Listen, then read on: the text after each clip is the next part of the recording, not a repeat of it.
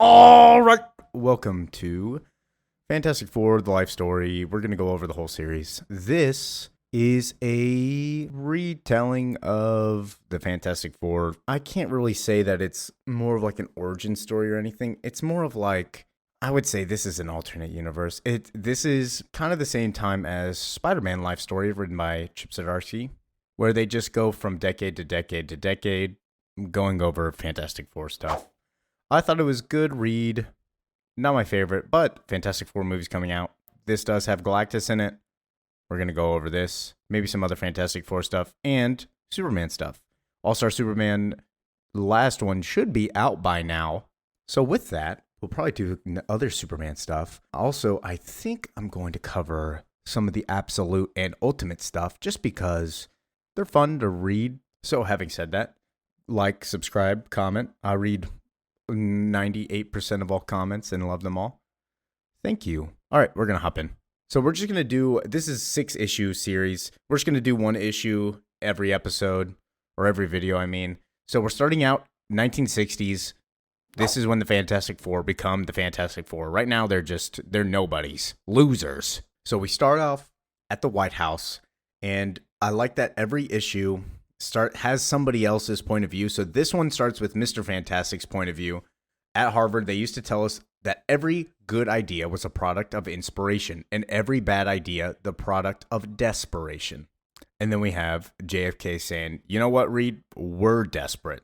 We've already had 3 launches trying to put a man into space. We failed 3 times. Guess who didn't fail? The Soviets. So Reed is like, what? You need me to build you a spacecraft? And then JFK is like, no, we needed one 3 months ago. But if we don't respond at all, the world will believe that we've fallen behind, and our allies will think that they've bet on the wrong horse. There's only one thing to do with a horse that can't run.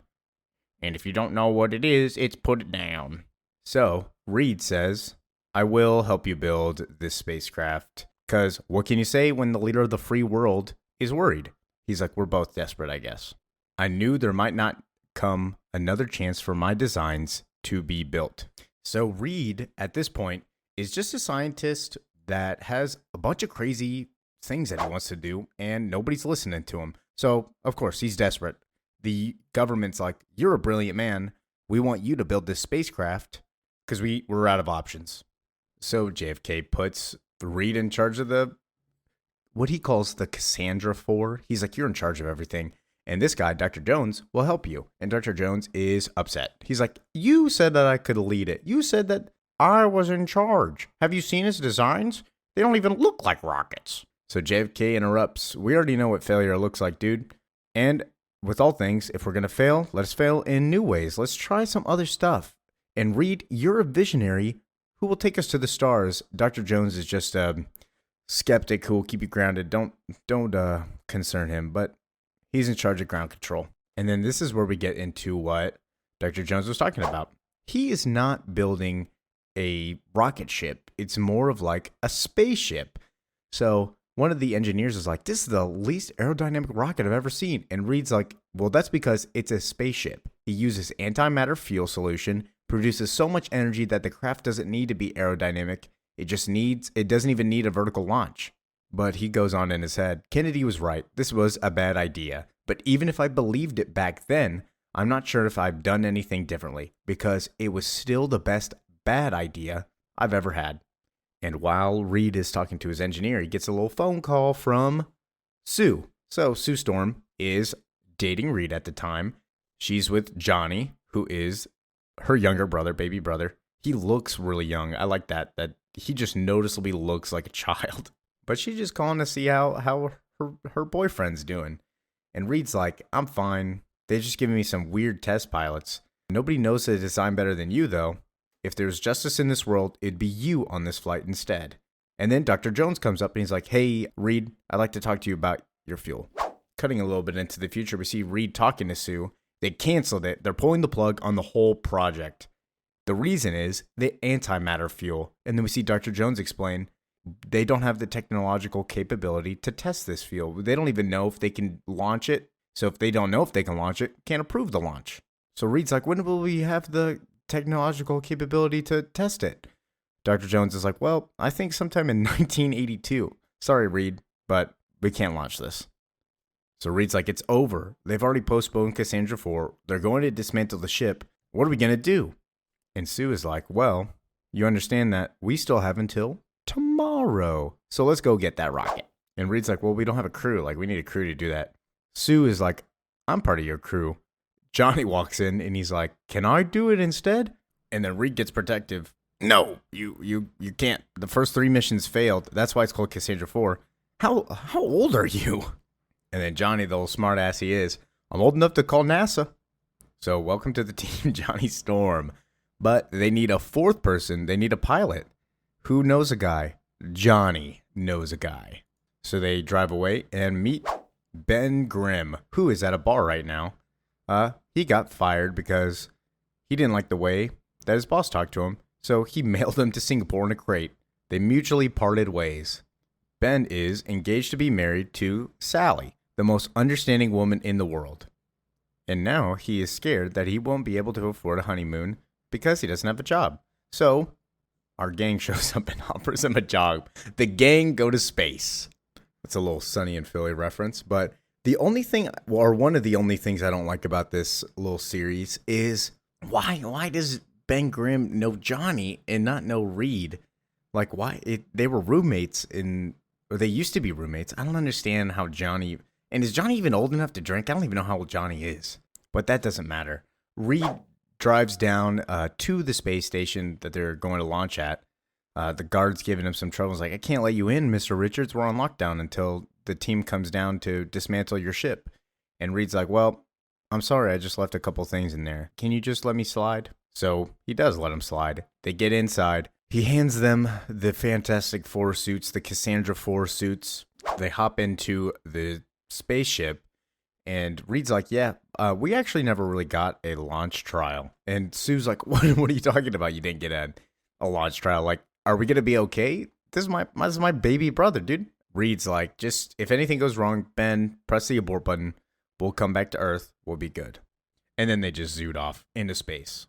Now, everybody knows the classic story, Fantastic Four in space, what goes on? So, they're celebrating because they're the first Americans in space.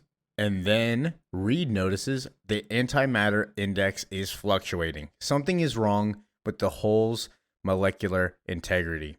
Every good idea is the product of inspiration, and every bad idea the product of desperation. We had run thousands of simulations. This had never happened in the laboratory. Of course, you can't simulate cosmic rays. When the cosmic rays interacted with the antimatter fuel, something happened, something I should have foreseen, and yet would never have dreamed of in a million years. We create the Fantastic Four. What do we see? We see Johnny catch on fire. He's not feeling that good. We see Sue become invisible. And then we see Ben become a giant rock man. So Reed stretches his arm to smash the button to go back home. Because we evolved to live on Earth. Our lives give us the illusion of order, the illusion of meaning. The illusion convinces us that someone is looking out for us. But once we leave the safety of our home, the place where we evolved to belong, we learn the truth, that the true nature of this universe isn't order or meaning, but chaos and apathy. In an apathetic universe, all we have is the hope that a coin flip will go our way once in a while. The hope that we will get lucky. I don't remember what happened next. I don't remember the return to Earth, back to the world of illusion, the illusion of safety. But I do remember that just before blacking out, I saw it. Just for a moment, but I saw it. The death of our illusion. The death of our world. The death of everything. So, them going into the cosmic rays has Reed Richards see Galactus, the devourer of worlds. They get found. They're woken up, taken to the hospital. Johnny's put into the hospital bed. Everybody else seems fine, I guess. But Reed asks, did it really happen? Did I just imagine it? But something always happens to us, even when we get lucky. There's always a price to be paid for survival. And then we see Johnny just catch into flames, then put him out with a fire extinguisher. And Reed goes on, as much as we'd like to, we can never go back to normal because there's never any normal to begin with. In an apathetic universe, life itself is an anomaly. And he asks to see Ben, and Ben goes on, what am I? Like, I'm a rock monster. Like, what kind of thing am I? Nobody could ever love this bag of gravel, not even Sally. And then he picks up Reed, smashes him to the wall, and is like, how could you do this to me? But Reed, right before this, asks, how long before, like, he can come back to be a normal person? Like, when's he going to turn normal?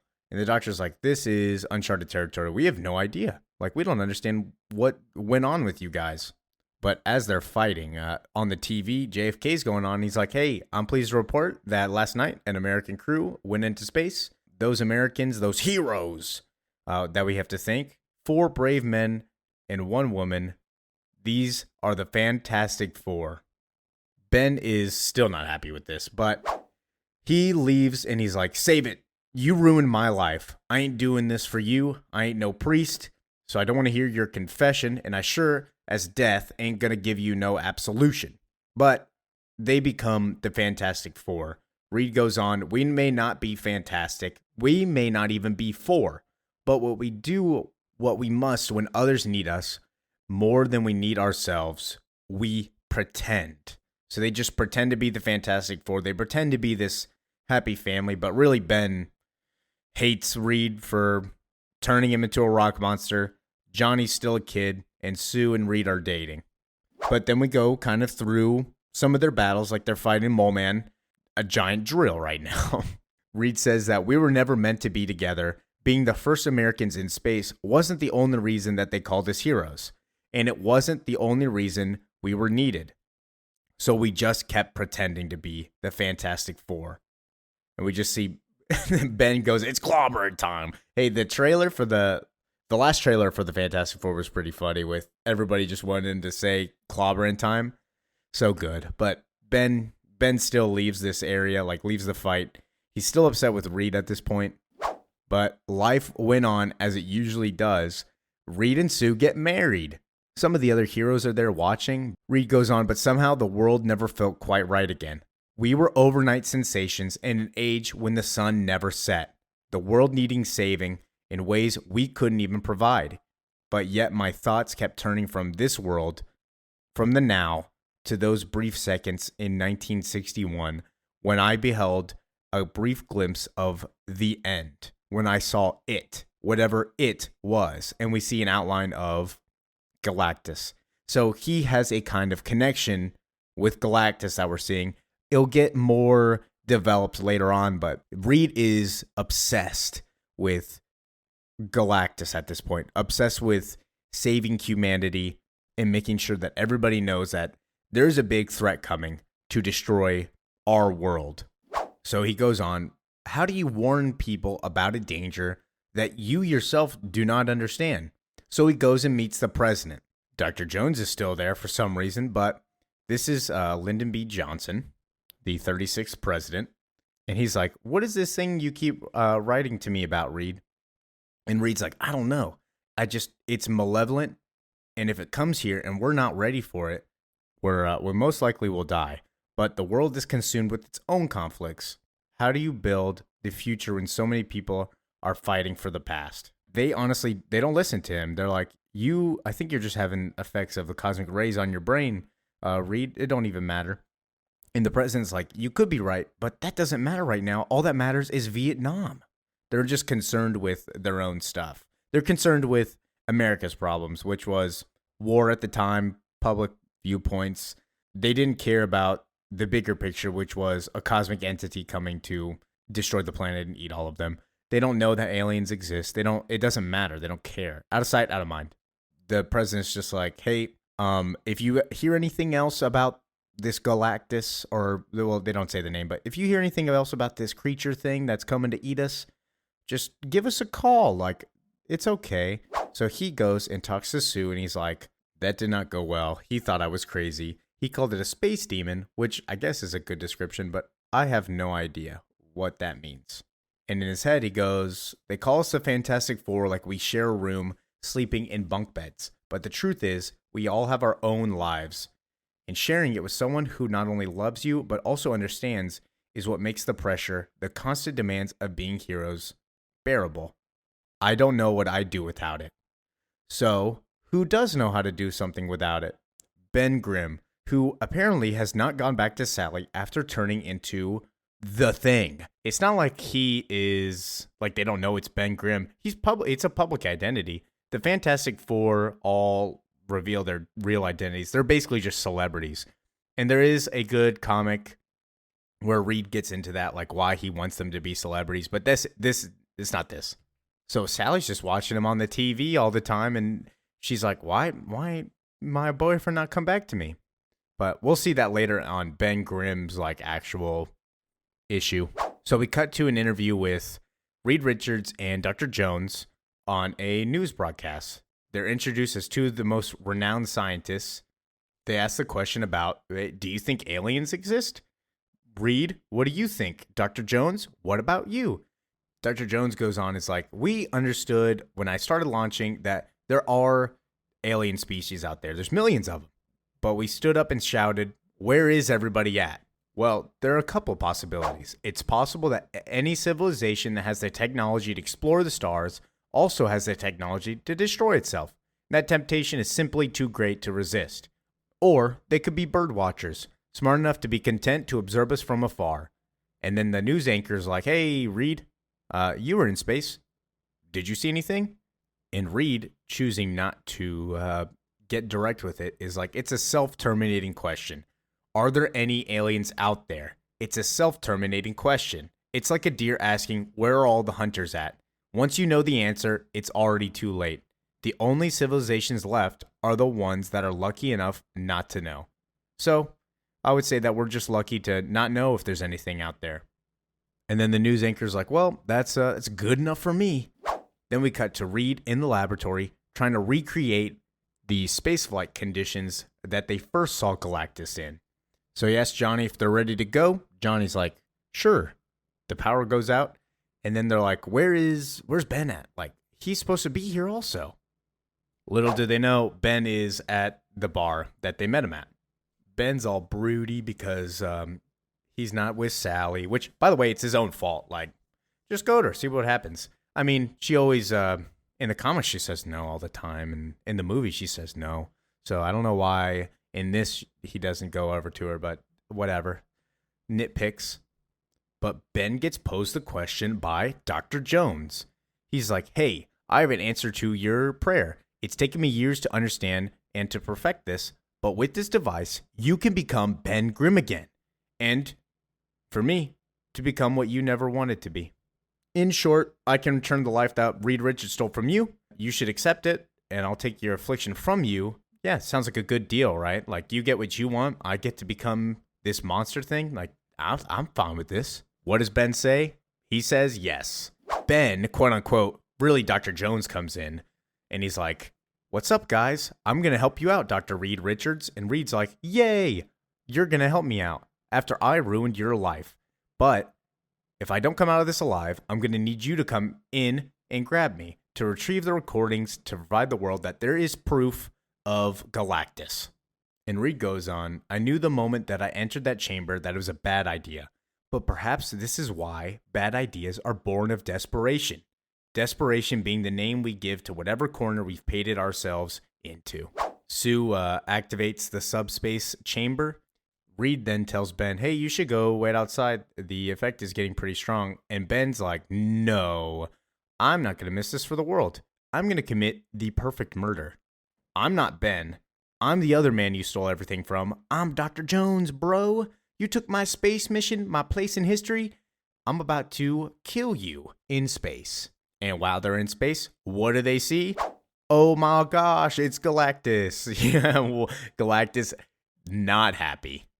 Let me know if I should do like going over specific characters and specific teams. I would love doing those, like character stuff, but that's another day. But after seeing Galactus, Dr. Jones is like, dang, you were right this whole time.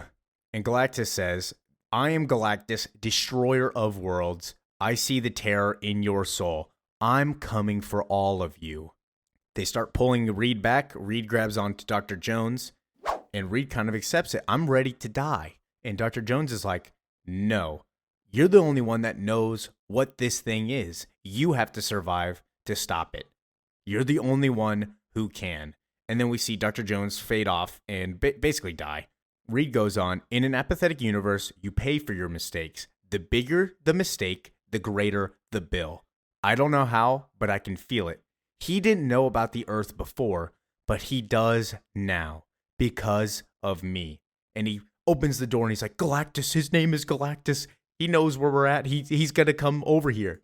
So if you don't know Reed, Reed is a very guilt-ridden character. It's more of like Daredevil's like Catholic guilt. Reed kind of has that too, where he feels bad that he accidentally made the team the Fantastic Four. So this only is just going to populate in his head over and over again about how he's the reason that Galactus is coming to Earth. And it's his fault. Like, he's the one that searched out for Galactus. And now Galactus is coming. Galactus didn't know about Earth until he searched him out. So basically, Reed is going to see, in his mind, he doomed the world. We'll see the consequences of that later throughout the entire run. But picking up with Ben in his human form is going to go back to Sally and say hi. He's got roses and everything. He's like, do you think Sally forgot about me? I hope not. Like, hopefully she still remembers me. Knocks on the door and sees in the mirror that he turned back into the Thing. And so he leaves, heartbroken again. Some time passes. We catch up with the Fantastic Four family. Reed goes on. We didn't see Ben much after that. Not sure if it was because he felt that he betrayed me or that I betrayed him. Life just puts people on a collision course sometimes. But then, we've all made mistakes. So many failures. Will we be forgiven? Is there time to fix them? I don't know. But perhaps that's why we're out here, to find out, not to explore, but to grow. And we see that Reed's had a baby with Sue. It's Franklin. Franklin Richards, strongest fucking person in the world. But Ben pops up and he's like, I heard you had a baby. And he rejoins the family once again. And Reed goes on, perhaps that's all life is, our turn to care, to be an antidote to an apathetic universe.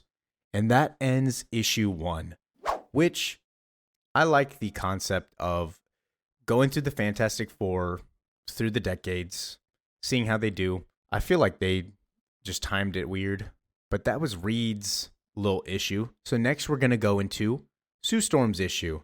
Thanks for watching. Thanks for listening. However you choose to enjoy this. I'll catch you later. Catch you next time. Whatever. Peace out. All right. Welcome to Life Story issue 2. So this one has to be, it's either my favorite or the second favorite. This one is in the point of view of Sue Storm. As you can see, kind of like we got Namor. Oh, gosh. Starting off, we got Namor. It's during the 70s. So let's just hop in saying that.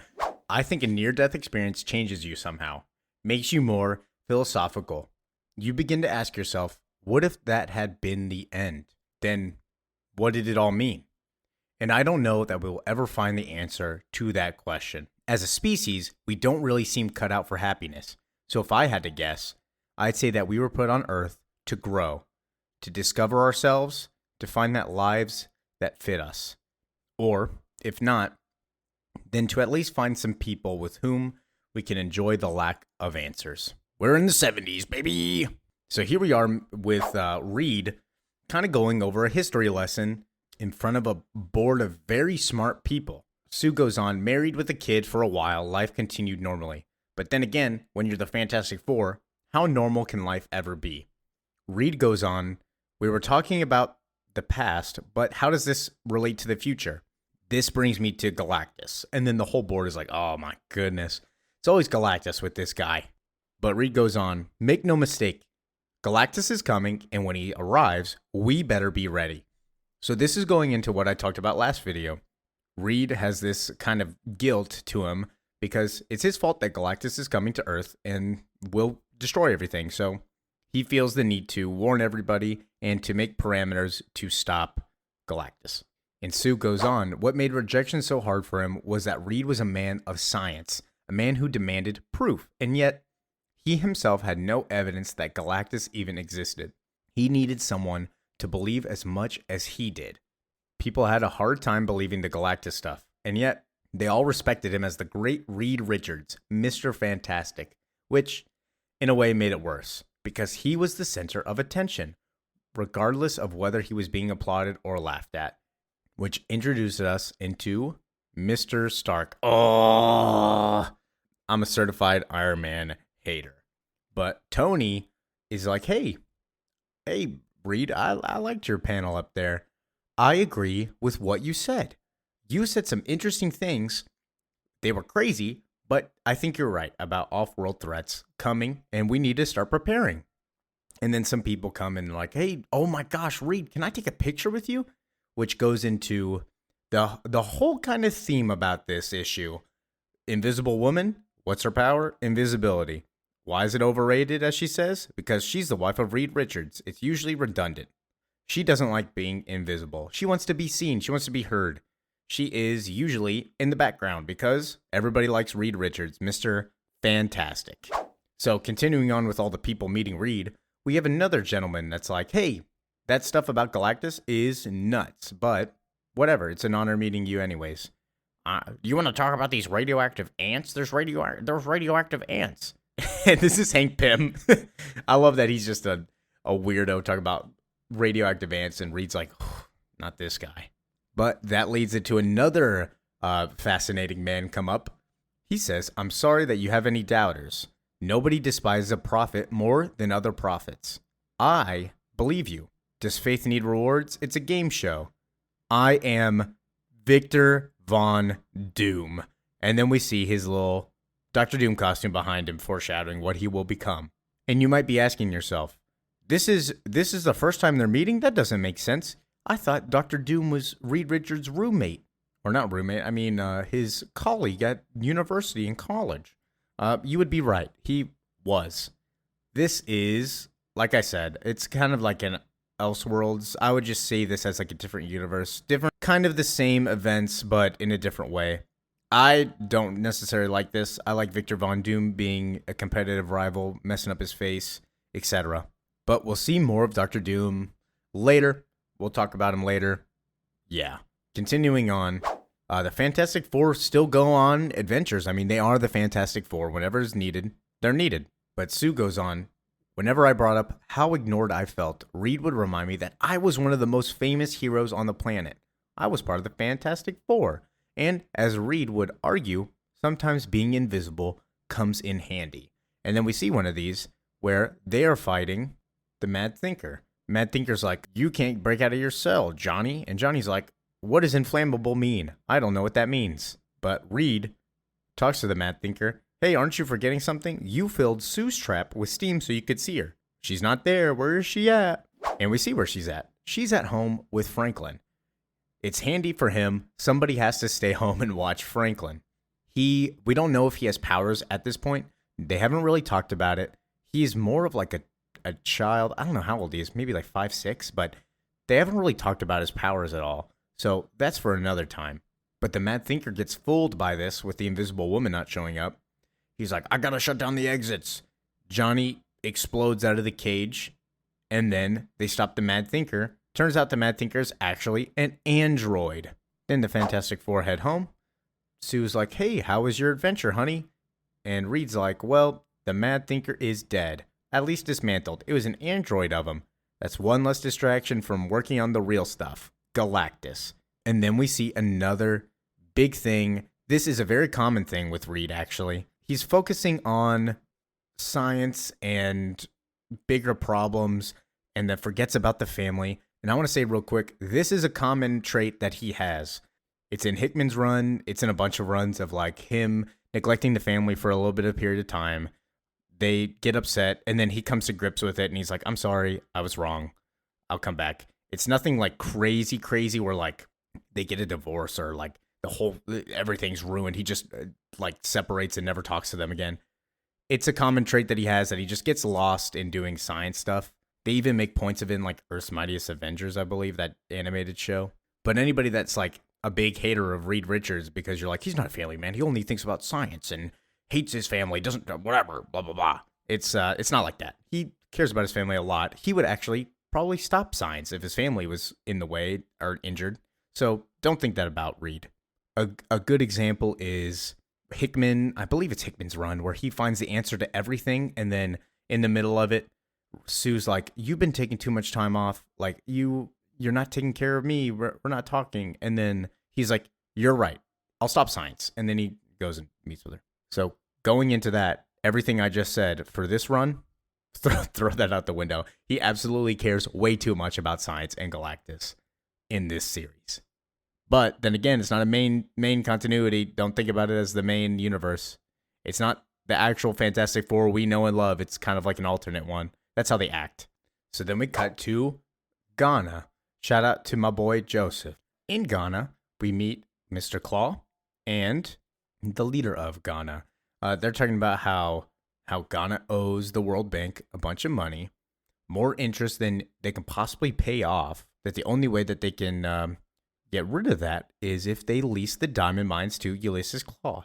If you don't know who Ulysses Claw is, he stole a bunch of vibranium from Wakanda. He's a Black Panther villain. But basically, the leader of Ghana is like, "Sorry, Mr. Claw, but I'm going to ask my friend for their opinions." And then the Wakandans show up.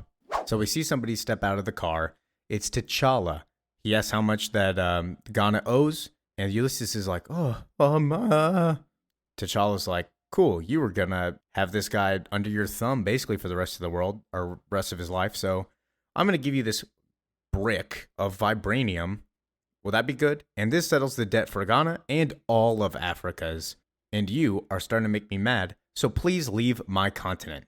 So Ulysses just dips, takes it, goes, doesn't say anything. He's like, "This will do nicely." And then the Ghanan leader is like, "That was a ton of vibranium you just gave him." T'Challa replies, "It don't matter. They'll probably just make another shield." Which goes into Sue talking about the world. The world was a mess, so heroes started acting on their own, doing whatever seemed right to them. Because when you can't trust who's in charge to do the right thing, who else is there to do the right thing besides you? And with this, we see Captain America in Vietnam. We see Namor in Flo Rida. Captain America stopping soldiers from killing kids. Namor's kicking people out of the ocean. One of them is, define what you think is right. And Sue goes on, "Perhaps Reed is right. Maybe it would be smarter to just focus all our efforts on Galactus. Forget the world outside our window. But if we're expected to save the world, shouldn't we at least try to make it a place worth saving?" As she joins a women's protest. The world was changing, but it all might as well have been happening on a different planet as far as Reed was concerned. And then she gives Reed a call, and she's like, "Hey, just checking in. How's our son doing?" Reed's like, "I can't do anything with this kid. I don't know what he's doing. He's like blowing some stuff up, but again, I'm not seeing no powers." But Reed's like, "You got to come back and grab him so I can continue working." And she is like, I don't want to come home. I'm doing something important." And Reed's like, how can anything be more important than stopping Galactus? That's the most important thing we've ever been working for. Come home, please. I can't do this without you." So she gives in, says, "I'll be home soon," turns invisible, and walks back home. Meanwhile, we meet at Stark Industries. Is this going to do the trick? Is it enough to defeat that Galactus of yours? And what do they say? No, don't think so. But it's a good start. Space exploration, asteroid repellent, it's a tax write-off, but it'll come in handy somehow. So we see these three men meeting are Victor Von Doom, Reed Richards, and Tony Stark. Reed thanks Tony and is like, "Good, I can use all the help I can get. Would you like to meet Victor Von Doom? He's been helping out my lab." Victor's like, I proud to work with such men of vision." This guy's a psychopath. So Reed and Victor go back to their lab, back to the lab again. And we see that Sue says a pretty interesting point. The more time Reed spent with Dr. Von Doom, the more Reed started to change. No obsession is stronger than one shared. And Reed was going somewhere I could not follow. And this is going into what I was talking about before with Reed becoming like super obsessed with Galactus. He's like, we established a connection.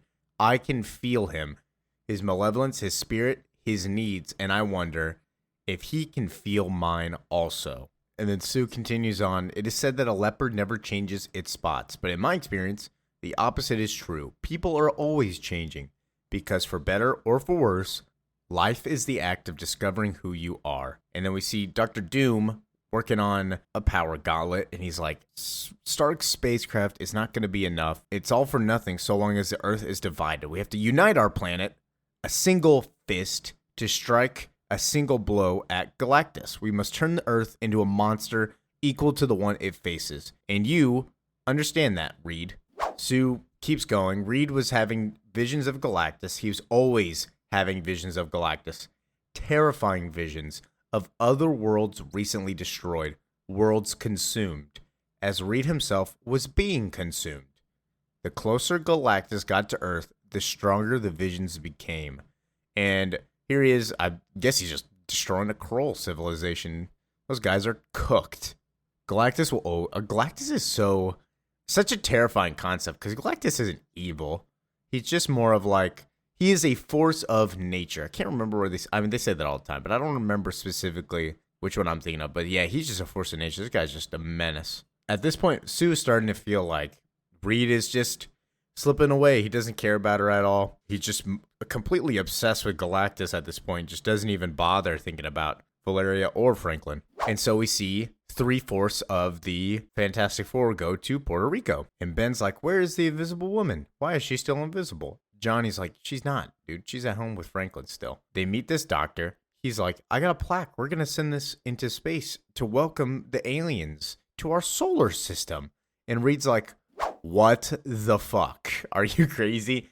Galactus is out there, and God knows what else. We should be finding alien civilizations so we can steer clear of them, not inviting them over. And then the doctor responds, you could be right. Maybe this Galactus of yours is out there. Maybe we could run into the wrong aliens, but we don't know what's going to happen. It's certainly possible, but here's what I know for sure, that all the conflicts in the world, this endless war in Vietnam, this Cold War that threatens our very existence as a species, they're all built from the same bricks. Our fear of outsiders. The fact that we fundamentally view others as threats, and outsiders might kill us. But if we don't evolve, if we don't let go of our terror of each other, then that terror certainly will. Your fear won't save you, Reed. It never could. So we cut to a week later, and Franklin is like, is Dr. Richards going to join us for dinner? That's what I mean by Reed is not very present in Franklin's life. He doesn't even call him Dad. He just calls him Dr. Richards. Sue even has to correct him. It's like, it's Daddy. He's Daddy. He is Daddy. But Johnny stops on by and it's like, where's Mr. Fantastic at? Sue is like, what do you think? Saving the world, yada yada, in the shed with Dr. Doom. And then Sue uses this time to apologize to Johnny. In all these years, I never apologized for getting you into this mess. I knew you admired Reed, but you were just a boy. I should have protected you. Kept you away from coming with us that day. Even knowing how much you looked up to him, I should have said no. Johnny's like, Sue, I didn't force my way into that mission because I idolized Reed. I idolized you. You're my big sister. You're both brilliant, but I'm the person I am because of you, Sue. I love you. Anyways, are you coming to the thing tomorrow? And then Sue says, what thing? I wasn't invited to anything. And cutting to the shed with Victor Von Doom and Reed Richards, Reed's explaining how he beat the Mad Thinker, got this android thing. He says, the Mad Thinker completely freaked out. Sue wasn't even there when I said, we're the Fantastic Four. Ha, ha, ha, ha, ha. They laugh. Dr. Doom observes this. If we could replicate this technology, create an army of androids, it would increase our workload exponentially. Remember that, because what does Dr. Doom love? Doombots. Yeah. He gonna make some Doombots out of this later on. Just a little foreshadowing. Then Sue busts in. Were you gonna tell me about the meeting of heroes? Like, I was invited. And Reed says, I declined. We were both busy. I didn't think you'd want to go. And Sue gets pissed. Next time you know what I'm thinking, let me in. So she leaves. Victor Von Doom says, let her go. I made this mask. It's my Dr. Doom evil mask. Look at this. It's a mask. It harnesses your power, allows you to focus. I made one for each of us. So his Dr. Doom mask doesn't get burned onto his skin. Yeah, he doesn't put that on there to hide his face. He just wants the mask for power. That's also what I have a problem with. But I didn't write comic books. I don't write comic books. I just read them. So cutting into the little bit of the future, we see that Sue is going to the meeting of the superheroes. She meets with Captain America, Namor, T'Challa, and her brother Johnny. It's possible for your life to slip away without even realizing it. Maybe it already had. They greet her when she walks in. T'Challa goes on, people have to know how we feel. that the world is more than just a parking lot brawl between heroes and villains. That is why both heroes and villains must speak. And then he's like, I would like you to introduce Namor. What a crazy transition is like. We need villains to speak. Here's one of these terrible people. But T'Challa continues on. I've arranged for us to speak on the floor of the UN tomorrow to express our vision. And Namor's like, you should speak, Susan. And she says, I don't know. It's been a long time. I'm really just a mom. I'm not really the invisible woman of the Fantastic Four. I'm not that person anymore. And then a little bit more into the future. While I was in the city, there was a book signing I wanted to go to. But I kept thinking about Namor's offer. If I could fight on behalf of the human race, why was I afraid to speak for it? And she shows this book and is like, hey, can you sign this? Can you make it out to Sue Storm? And the writer's like, you're Sue Storm of the Fantastic Four? Like, I haven't heard about you in the past couple of years. What have you been doing? I've been busy, you know. And then we see that this author wrote in there, don't stay invisible forever. Love, Betty.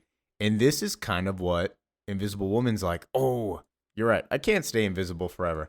I should probably speak on the stage of UN also. So going to the UN, T'Challa speaks first. You might think I'm the one on stage because I'm a king, born to lead, but that would be a lie. No one is born to lead. I am up here for one reason only. This was my idea, which brings me to my point. Leadership is just another word for vision. The vision to come up with new ideas and the courage to act on them. Simply protecting what you have, gratefully accepting the world as you find it, and expecting nothing more isn't leadership, it's servitude. And as I would not accept that for myself, I would not accept it for you either. So with that speech concluding, we see Dr. Doom suit up in his cool little outfit. We're getting so much work done with your family out of the way. The suit fits wonderfully. It will help us get ready for the world in time. They will understand the necessity of our actions, of our sacrifice. Most of the heroes would stand in our way are at the United Nations as we speak. If we attack them, the world will have no choice but to rally behind us to take the threat of Galactus seriously. And Reed's like, wait, what? Where did this come from? We're not doing this. And Dr. Doom is like, yeah, I was afraid you might say that. It just beats him up. What a complete complete 180 of Dr. Doom goes, which is why I waited till the suit was operational to ask. Excellent work, by the way. I'm sorry, my friend. You had everything you needed to see your vision through except, well, the vision. What a crazy, imagine your coworker, best friend is like, all right, if you're in the construction, all right, we built the house. Now, the only way to get higher pay is to just destroy the house. No, what? You're going to lose your jobs. What are you doing? So we go back to the UN and we have Sue Storm actually take the stand like she wanted to. You'll have to forgive me. It's been a while since I've been on the stage. This organization was created 30 years ago for a single purpose, to save the world from itself. But the world has changed a lot in the last 30 years. So it's probably about time we changed with it. My father, and many like him, fought in the Second World War. They fought to save the world from monsters. And if they hadn't won, we wouldn't be here today. I'm grateful that they were there to defend us. We all are. But I think what we're trying to say is, it's not enough to play defense, to sit back in fear and wait for the monsters to come out of the shadows. If we're ever really going to change the world, we must go on the offensive. The world will never truly change until it is the monsters who live in fear, and it is we who come out of the shadows. Going back to Reed and Dr. Doom's lab, Reed gets up. Oh, I gotta warn them. I didn't know. I was so wrong about Victor Von Doom. His last name is Doom. He's evil. That's a villain last name. Doom rips the top of the UN off, and we see everybody stare at him, and they're like, who is this guy? Doom, with the power of this suit, I can disintegrate you with a glance, or turn you into living stone. When I rule the earth, you'll make excellent decor for my palace. A reminder, perhaps, of the fatality of weakness, of hesitation. Picks up all the Avengers, basically just destroys them, takes them away. He didn't kill them, but he just throws them out like nothing. But Reed shows up. What are you doing? Like, it's not too late to turn back, Doom. This is not what we were planning on doing. And Doom poses the question, is Galactus turning back? If not, then I'll stick to my plan. I'm going to save the world. Not we. I am. So Reed poses another question. I think that there's an error in your calculations. I don't see Sue Storm around here. Do you? And he says, you told me about this trick. Like, you use this on the Mad Thinker. This is not going to work on me. And then Sue appears out of nowhere, blasts him down with Falcon's Bird. Oh, I can't remember Falcon's Bird. So, what a terrible name. I don't care about the Falcon. I like him as Captain America, though. But she smashes him down with Captain America's shield. Reed, I think we need to talk. And what do we see? A bar. Who's at the bar? Ben and Reed. Ben just straight up says it. His wife left him. So finally, Sue got fed up with Reed spending all this time away from her. She leaves him. They get a divorce. Yeah. Sue says it wasn't easy to leave Reed. It wasn't easy on anyone. Growing is usually painful. I like this point. You'll see Dr. Richards on the weekend, Franklin, and he goes, his name is Daddy. He's Daddy. But Reed starts to go through like a midlife crisis or something. I don't know. He gets all drunk. Ben shows up and he's like, what are you doing, Ben? Ben's like, I am moving in. Sue goes to, she lives at like a beach. I don't know where she lives at, honestly. She said it's only an hour away from New York, so I don't know. She says, it's what we came here to do, to grow, to feel alive in the short time we have to do it.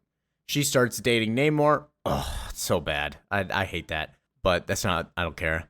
But the important thing is, with Ben and Reed living together, Reed gets a call. Hello? Reed, I'm down here at the Arecibo. We picked something up on the telescope. Something big, it's coming. What's coming? Galactus. That's the end of issue 2. Thank you for listening. Thank you for watching, however you choose to watch this format. Comment, like, subscribe. I appreciate all of it. We'll go into issue 3. Yeah, this was Sue Storm's point of view. Next is Johnny Storm's. Peace out.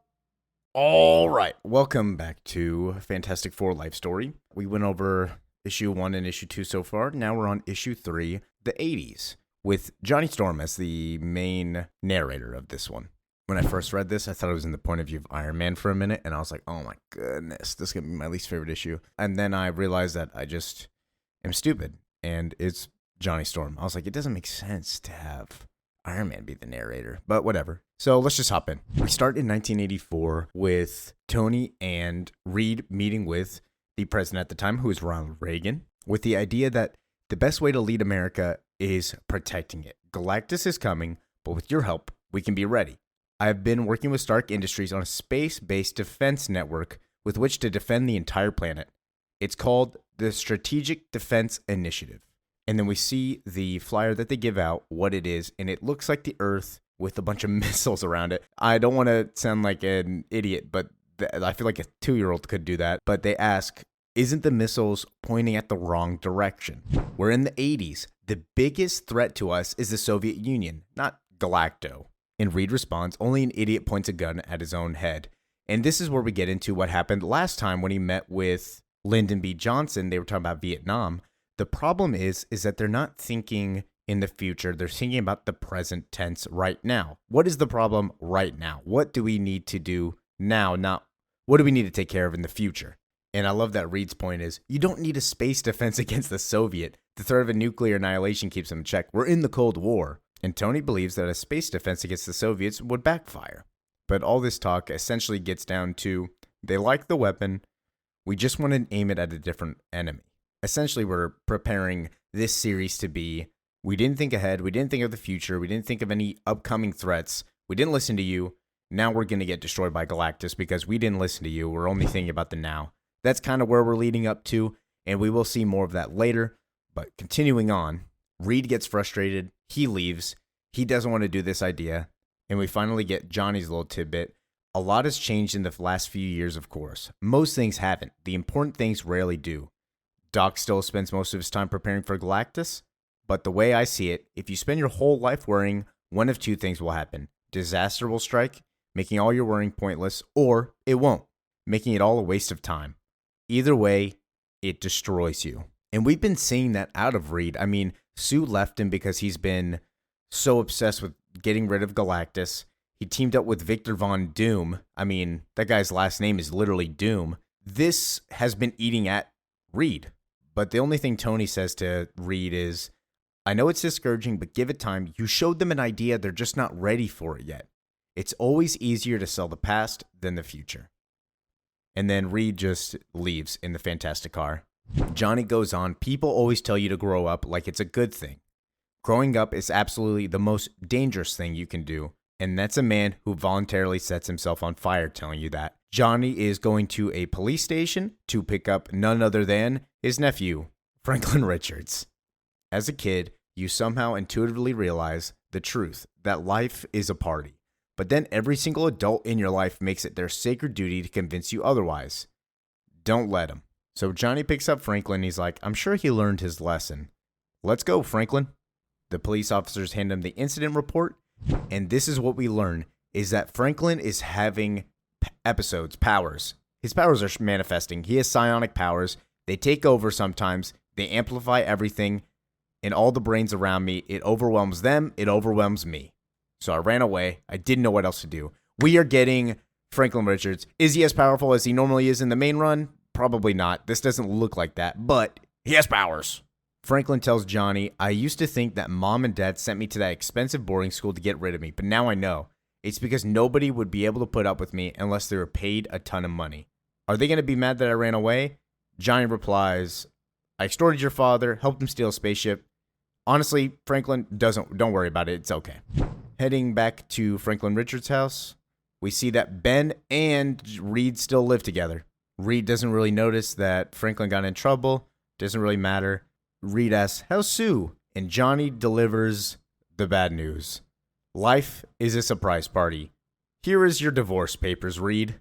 I hated to drop that bomb on Reed, especially right before a TV appearance, but there's no such thing as a good time for bad news. And we see Reed is actually going onto the news to talk about all the Fantastic Four stories. The assistant tells him, just get rid of all the science and boring stuff like Galactus. It's too much of a bummer. We want to have Fantastic Four. We want to have the fun stuff. Obviously, with just getting served divorce papers, Reed in his head is just thinking about Sue and this divorce. We've been separated for years, but divorce? Why now? I guess I just always believed she'd come back to me. That lady is tangling with Namor right now, bro. Just, you're cooked, dog. I'm so sorry for you. This has to be one of the worst versions of Sue. Not because she's independent and wants to show that she's not invisible anymore, just because she's with Namor and just left Reed. So terrible. I can't excuse both of their actions. They're both in the wrong, but terrible. But he continues on, what a fool I was for taking her for granted, for imagining she was my reward. His co-host that he's with is talking about computers. The Soviet air defense system was wrong. One of the generals chose to ignore the warning. If he didn't do that, we would all be dead. Essentially, he's going into computer technology is wrong. It's a matter of life or death. That's why improving technology is important. And Reed thinks, what else have I been wrong about then? But picking up with Johnny, he's going to the UN. He's going to commemorate the anniversary of Dr. Doom's attack on the United Nations. They invited us to speak on saving the world. Saving the world is pretty uncontroversial. As causes go, most people seem on board with that. And everyone's got their own opinion on what we should be saving it from. Johnny meets with Sue and Namor there. The person walking them around informs them, we discovered that Dr. Doom was in fact the Crown Prince of Latveria. Very difficult to move him then. Latveria is a rogue state, a hermit kingdom with secret agents everywhere. So we had no choice but to incarcerate him right here in this very building. And we see Dr. Doom is stuck behind some bars. He's trapped in the UN. I didn't know they had prison cells there, honestly. Johnny continues on. One question people never seem to ask is, what are we saving the world for? The lady walks them to the stage. They announce, thank you, Sue Storm. You are the hero of that fateful day. They all clap for her. Johnny continues on. Everything we think we know, everything we do to convince one another that everything's going to be all right, in the end, they're all just party tricks. And of course, with Johnny Storm, he is paragon of party animals.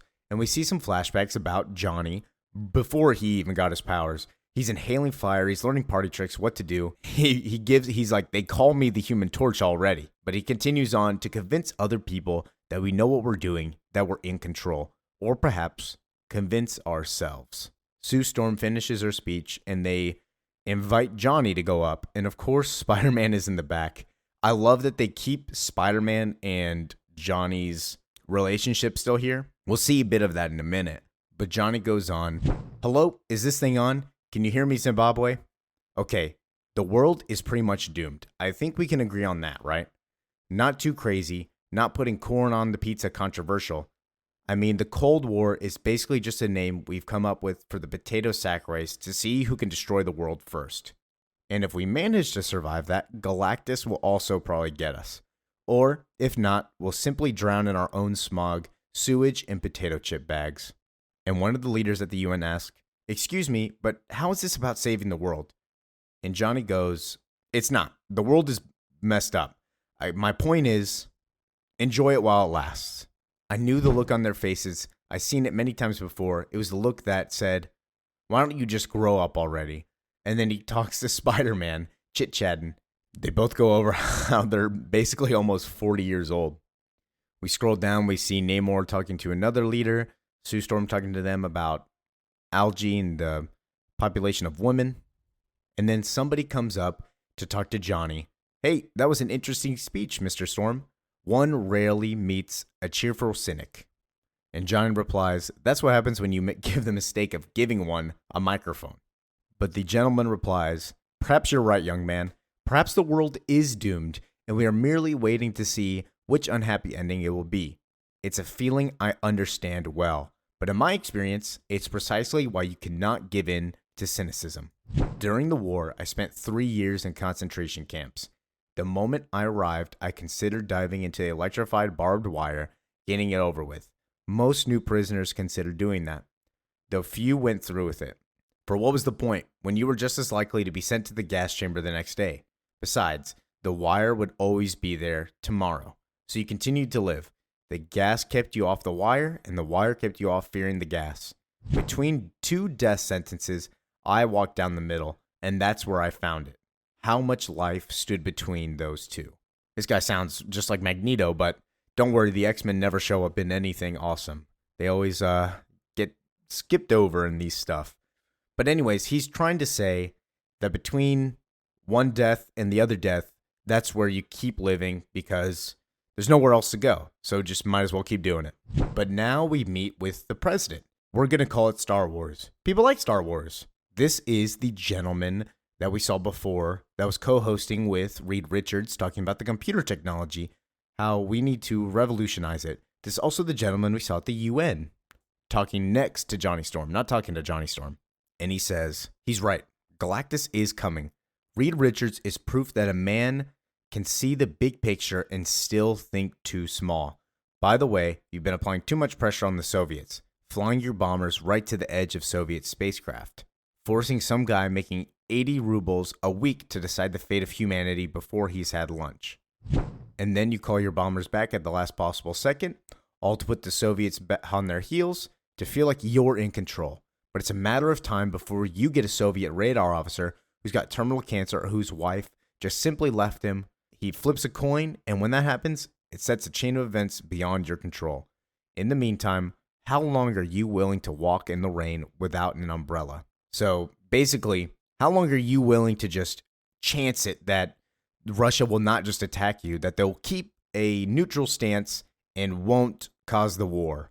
Or are you actually want to take steps forward and make sure that we are protected as America and can strike Russia first if we need to? So it keeps on. Let me take over the Star Wars program with my computer technology. It will be working within 2 years. The president replies, "Sure. What do you need to make this happen?" And his response is, "Let me pick all of America's top scientists." And so he picks Victor Von Doom. Dr. Doom, at the request of the U.S. government, you are released into the custody of Jose Santini. And we see this gentleman wearing the worst shirt I've ever seen get Dr. Doom out of jail. They get into the airplane. They're like, "Where are you going?" "We're going to Latveria."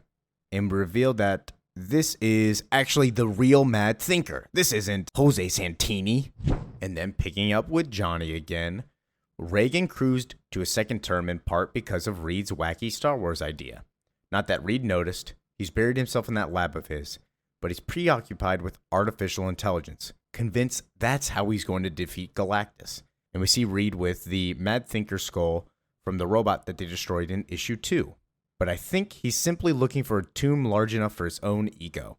The Fantastic Four is pretty much over, like a band that hasn't broken up yet, but everyone's making solo albums. Shout out to the Beatles. Oh, well, actually, shout out to the Fleetwood Mac of superhero teams.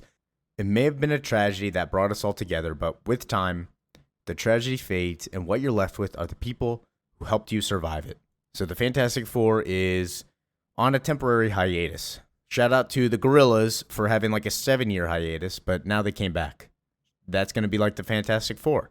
I know some music. I don't know. I'm okay with music. Anyways, meeting back in Latveria, the Mad Thinker and Dr. Doom are talking. Why are we building in a bunker when we could build in a mountain? Why not a castle that commands the mountains as mine does? And the Mad Thinker responds, a castle is just a little too exposed for what we're going to do. You were right about Dr. Richards. He isn't willing to do what it takes to save the world. And neither are you, Dr. Doom. I've run quadrillions of computer simulations of the coming battle with Galactus, and only 0.001% of them do we survive. And those only because somehow Galactus got lost or lost his mind. In the end, there's only one way to stop Galactus from destroying Earth. By destroying it ourselves. Not completely though, but enough so that it won't be worth his while. Enough for him to see that we're mere roadkill on the great cosmic highway. Galactus leaves, survivors can come out of their expensive mountain bunkers and rebuild. And Doom responds, you are fucking insane. This is terrible. And he responds, well, yeah, I mean, like, I'm literally called the Mad Thinker. I don't know what you're expecting. And then going back with Johnny, I've never understood people, and maybe they're right. Maybe it's because I never grew up. But why would you gamble everything on a bet that, even if you win, doesn't pay you anything that you didn't already have? What's the point of a conflict created solely by the fear of conflict? And we see that the Star Wars mission defense system is up. And Soviets denounced the new Star Wars defense system as an act of war and have decided to respawn. And Johnny goes on, why play a game without any winners? And he's going to go do a favor for Sue. He's going to go pick up Franklin because she's not ready to see Reed yet. And he says, how can we not realize how good life could be if only we just let it be? So the whole point of this issue is basically, there's no point in worrying about anything, because if you worry about stuff too much, it doesn't matter, because it will inevitably happen, or it just won't happen, and you lose that time to value life. Just let things be how they should be, and everything will go just as you want it, how life should go. There is no negative effects of just letting the universe be how it is, instead of wasting all your time and losing all that time and losing all that energy, focusing on how you could make a perfect life. But we see NORAD, the Soviet air defense system, is lighting up all over the board. The USSR, why are you taking the aggressive posture? I don't know what your computers are telling you. We haven't launched anything. And the Americas are saying, the computer data is clear. Soviets are firing us. We got to launch back. Nuclear retaliation. On the news, we see, in response to the Soviet threat, the United States has moved to DEFCON 1 for the first time in history. Nuclear war is imminent. Sue is like, this can't be happening. This is terrible. Namor's response is the opposite. At least they're destroying themselves for a chance. Any minute now, the missiles will be here. We have to go. We can start over. And Sue is like, what about Franklin? Fuck you, Namor. I'm leaving. And she dips. We spend our whole lives trying to be on time for surprises. The Fantastic Four going into action to stop this nuclear threat. We wonder why we're always late. You refuse to live until it's too late, and then wonder where all the time went. But time didn't go anywhere, and sadly, neither did we. We see that Sue is actually joining the Fantastic Four again. Fantastic Four back together. Shout out to the Gorillas. What other bands have came back together? The Police, Led Zeppelin, Eagles. Well, the Eagles kind of hate each other. Shout out to the Red Hot Chili Peppers. There you go. We're done. But anyways, multiple heroes are coming together to stop this nuclear threat. We see Iron Man. We see Spider-Man in his black suit. He is with Venom at the time. And we see Thor. The good thing about endings, about realizing you're out of time, is that at the moment, there's no denying what's important. That in the end, all we have is each other. And that your family is whoever stands by you till the end. And we see that they ask, what's your response from the Kremlin? Like, what are we going to do? Are we going to fire back? The response will shock you. But yes, they did fire back. The Fantastic Four sit there and like, we think we got them all. And then we see the last missile shoot up. It's too late. We'll never catch it in time. Correction. Johnny can catch it in time. He flames on, runs over there or flies over there. Can't follow into the stratosphere. Not enough oxygen for me there. But I have a pretty good idea of where it's heading. Everything we think we know, everything we think we can do, it's all just party tricks. But from time to time, a good party trick can come in handy. It's so beautiful. I was stupid for taking all of this for granted. Maybe maturity is mostly just realizing what a jerk you've been. And growing up is just admitting that something matters to you. Maybe despite my best efforts, I did grow up, which I assure you is the most dangerous thing you will ever do. And what did Johnny do besides follow it up into the stratosphere? He predicted where it was going to land and let him absorb it. And Johnny falls to the ground. He responds he can't see. His whole body is turning into ash. Life is a party, and the key to being a good party guest is to not stay too long. No one wants you to hang around while they're washing the dishes. It's better to be a guy who leaves after an hour or two while he's still interesting, the guy who leaves. And we see that the Fantastic Four hold on to Johnny Storm as he disintegrates into ash and dies. Johnny Storm, also known as the Human Torch, dead at the age of 40. A city mourns its fallen hero. In light of this, both the US and the Soviet Union have agreed to complete an immediate nuclear disarmament, an agreement made by the possibility by discovering that the American defense system had been compromised by the Logic Corporation and its CEO, Jose Santini, who is now an international fugitive. Who would that be? It's the Mad Thinker and Dr. Doom. Dr. Doom informs, hey, I think you should return to your homeland of Cupertino.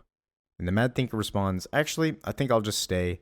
And Dr. Doom says, don't worry, I guess you will stay, and locks him in. The Fantastic Four host a funeral. If I have to die someday, which I imagine I will, I hope people won't think that I stayed too long, that I left while it was still interesting, while people were still asking, who's that guy? But even if you leave the party unannounced, that's okay, because the party carries on without us. Rest in peace, Johnny Storm, the Human Torch, brother, uncle, hero, friend. So that's the end of the Fantastic Four Life Story, Issue 3, The 80s. Next, we will be going into Life Story Volume 4, or Issue 4, The 90s.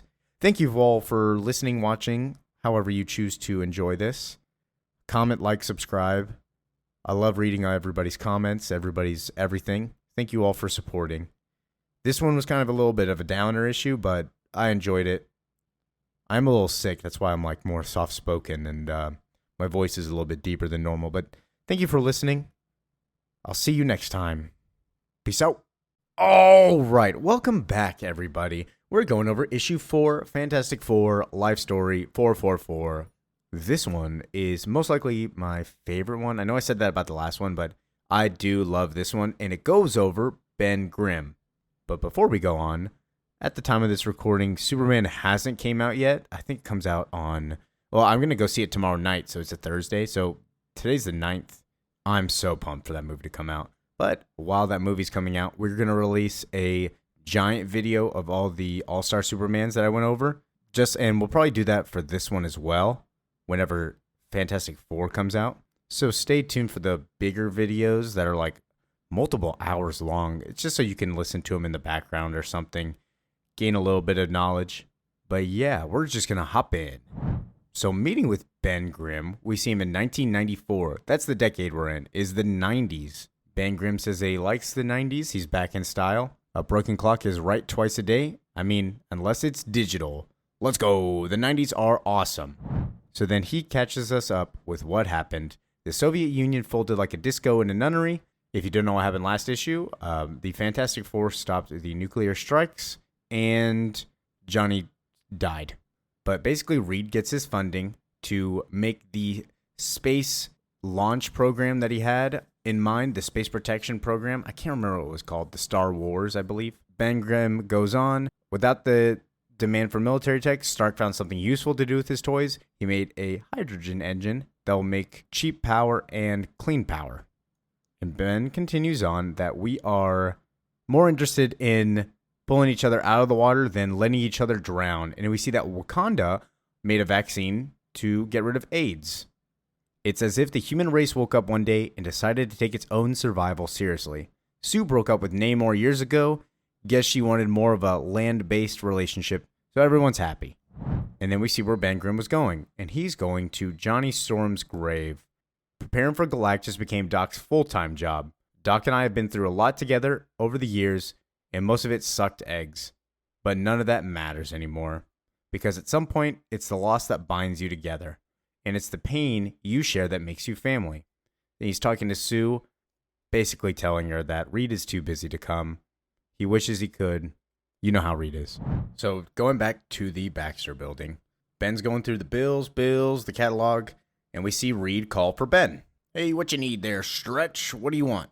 And we see Reed talk to Ben. The Mad Thinker has the most advanced computer intelligence on the planet, but it was too embedded with his own personality to be trusted. So I built a cybernetic brain of my own. Once we unlock its full power, it's going to be a game changer.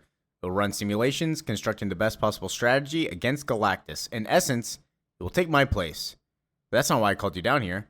My son Franklin's getting married. And look at Franklin all grown up. He's getting all married. Ben gives him a big old hug, and they invite him to hang out, and he says, it's okay, you guys can go without me. I gotta respond to this mail. He walks away, saying, can't believe he was just a baby a minute ago. Everybody's happy. Almost everybody. The only person that's not happy is Ben Grimm. And his mail says, please meet me by the lake. I'd really like to see you. So if you don't know, Ben Grimm's role of the Fantastic Four is essentially he is the big, strong brute, but also the heart and soul. He feels more deeply than the rest of them, I would say. I love reading about Ben more because it's so tragic to have everything taken from you way more than anybody else has. Like, those stories of him getting just his heart broken are devastating to me. That's my favorite part about Ben. But picking up with Ben, he goes to Central Park. Life is full of opportunities, most of them missed. Is this a mistake? Probably. But then, what isn't? Life's a game of let's make a deal, except there's a donkey behind every door. We only imagine there's prizes, because it's the only thing that keeps us playing a rigged game. And we see who he's waiting on this bench for. It's Sally. So Sally, his lover from like 30 years ago in the 60s, right before he became the Thing, sent him a letter to meet up. And this is going back to what I talked about in the first issue, where he's still publicly Ben Grimm. He's just not answering or talking to her. But she says, Ben, it's been so long. I got these for you. All those years watching you on the TV, watching you save the world, and wondering why you never came to see me. And so Ben Grimm goes on. We spoke for a while, said that what little we had to say to each other, caught up on each other's lives. Turns out she's had a good life. She's married, 3 kids, one's in college. I'm happy for her, but I'm glad I didn't ruin 2 lives. And he explains to her, you can never be happy with someone like me. I can't even be happy with me. Like, I'm just a human gravel pit. She leaves with closure. She says, it was really nice to see you, Ben. And Ben goes on the last thing. There's a reason why they only bring flowers to the sick and the dying and people in love. Poor Ben. I mean, that's devastating. That's terrible, honestly. But we catch up with the Fantastic Four meeting in Puerto Rico. And we learn that the object spotted 20 years ago that Reed identified as Galactus is accelerating, and it's on the way. They say we have a rate of just few years until he comes over here. They ask Reed if they think we're good. Reed says, I believe so. It's a race against time, but I think it's one we'll win. But you were right, you know. Our fear was never going to save us. Some jobs are too important to be left to anything but hope. And then we see that they announce that Galactus is indeed on the way. They announce that at Times Square. Reed says, hopefully we can defeat him. And Ben Grimm goes on, when they announced the news that Galactus was coming, and coming soon, I thought everyone would be sweating like a basement toilet, but they were positively euphoric. Perhaps they felt like this was their chance to show what the human race was really made of, to show that when the chips were down, we could really come together and be what we were always capable of being. Or maybe we were just trying to convince ourselves that everything was going to be all right. I don't know, but for the Doc's part, he wasn't pretending. He really thought this AI was the key to beating Galactus. Or maybe hope is just the caulk we use to fill the gaps in our lives. And we see that Ben is lamenting about Sally, so he signs up for online dating, which is, what are you doing, Ben? Ben says, I tried computer dating. It did not go as planned. And it's because he's catfishing. I mean, he's just putting up his old photo from 30 years ago. You're like 50, Ben. He's like, sometimes we had fun, but that's what all it was for them, was just fun. But then we see before he gave up on computer dating, he got one last message. We have a perfect match for you. And he goes to the bar that he always goes to. I'm on a blind date. And we see that it's Alicia, who is his wife and like everything. I love Alicia. She's really cool. She's awesome. But she is blind. So really, it is a blind date. We see that they actually hit it off. Ever have that feeling that you just met someone that you've known all your life? Well, neither had I until that night. We sat there for hours just talking. I went home feeling like I won the lottery. And he tells Reed, these computers are amazing. He goes on, I'd almost forgotten what it was like to feel happy, to feel human, and that worried me. Had I been a thing for so long that none of this felt real to me. Not sure if I was afraid or being hurt of losing the pain, but for a while I stopped calling her. So Ben Grimm, after stopped talking to her, goes and meets with her to tell her something that he thinks that she should know about. And this is where we find some of Ben Grimm's troubles. There's something that happened to me back when I was a pilot in the Korean War. We were flying missions over occupied territory, bombing enemy supply lines. What they didn't tell us was that the supply lines usually went through villages, civilian ones. They was too polite to tell us what we were really bombing. They was some good guys I served with. On weekends, we used to go to the nearby orphanage. Tony and we'd take the orphans out for some candy, play with them for a while, to make them feel like everything was going to be okay, and maybe to make ourselves feel that way too. But one day, there were all these new kids, all bandaged, all broken. The whole place suddenly looked like a hospital ward. When I asked what was going on, the guy who ran the place told me that the new kids were from a small town up by the front. When I got back to base, I looked the town up on a map. I discovered what I already knew, but didn't want to admit to myself. It was one of the places we bombed. One of the places I bombed. And Alicia interjects, it wasn't your fault, you didn't know. And Ben replies, because that's how they build wars. A whole lot of murdering that was nobody else's fault. But these kids didn't know who bombed them, and I never told them, but it was never the same after that day. When I noticed all that the kids had to eat was something they generously called soup, I spoke to the guy in charge. He said that in order to cover the additional numbers, the orphanage had to cut everyone's food in half. The kids loved me, and I was the worst thing that ever happened to them. It was a war, they explained. In war, everybody has a duty, and no one has responsibility. But we're still just people. And God help me, I decided to act like one. And we see that he punches his sergeant in the face. And so, because he punches his sergeant in the face, they kick him out. They court-martialed me the next day, got a dishonorable discharge. I never saw those kids again. Still not sure what I was hoping to find that day. Redemption? It didn't even come close to making up for what I'd done. So who am I to be happy? And Alicia replies, look, I can't tell you how to feel about me, how to feel about your past, but I know that whatever we do, whoever we become, there's still a person somewhere inside of us, and it's our job to find them. So they walk outside, and then they get under an umbrella, and Ben says, I never told anyone that story, you know. And she says, Ben, all I know is that there's so little love and joy in the world that when you're lucky enough to find somebody, don't talk yourself out of it. Sometimes the scariest thing about falling in love is feeling like you deserve it. But you do deserve it. We both do. And then they kiss. Oh, so good. And so we cut to sometime in the future in 1996, where Ben breaks into Reed Richards' room. Doc, are you still asleep? Wake up. Your boy's getting married today. We can't miss it. You have any idea how hard it was to rent a tuxedo this big? Reed's like, what? What's going on? Ben says, you overslept. Let's get up. You got to get up. So Reed does something that I do love, and he just fixes his face to look younger. I love Ryan North's use of Reed Richards, where he's just flexible, doing whatever, doing random stuff. He does the megaphone. He does the eye stuff. It's so nice. It's so funny. So we go to Franklin Richards' wedding, where he is marrying a lady from Wakanda, and both of his parents are watching, and Reed is looking very interested in Sue Storm. So they share a dance, and while dancing, Reed goes, "Our space defense against Galactus is finished, ready as we're ever going to be." What I'm trying to say is that I was a fool, Sue, that replaced love with work, but I'm ready to live again.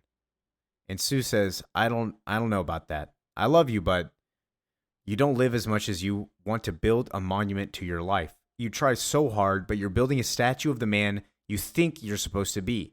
You can love a statue, but it'll never love you back. So after saying that, Reed has like a little panic attack, and he's like, Galactus, I can feel Galactus, he's here. So they stand up, everybody. Ben gives Alicia one big kiss. A kiss is a promise that he won't die out there. Promises are what we hold on to when we finally have something worth losing. The gang flies into space.